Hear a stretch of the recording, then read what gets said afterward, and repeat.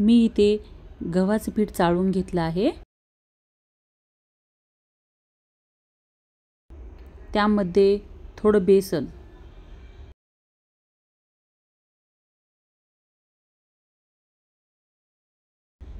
लसण आणि जिरे कुटून टाकल्यानंतर खूप छान स्वादिष्ट लागतात। आणि थोडी मी इथे तीळ भाजून घेतले आहेत।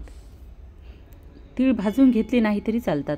आणि इथे मी मेथी, पालक आणि कोथिंबीर घेतली आहे। त्यांना स्वच्छ धुवून घेतले आणि नंतरच मग कट केले।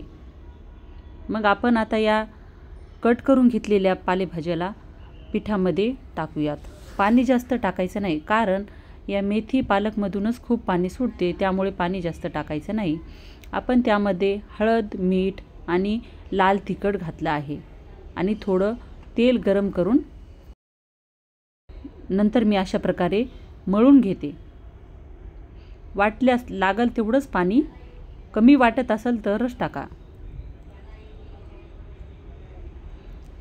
मला इथे थोडे पराठे जास्त लागत होते म्हणून मी थोडा पाण्याचा वापर केलेला आहे। नंतर अशा प्रकारे तेल लावून घेऊन मी पराठे लाटून घेतले।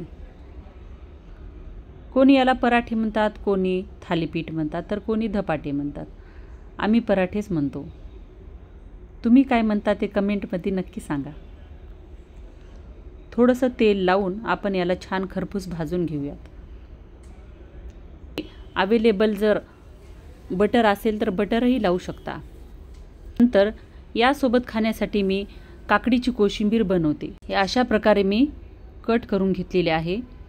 मी काकडी किसून घेतली, टमाटे, कांदा, कोथिंबीर, हिरवी मिरची सर्व एकत्र करून घेतले।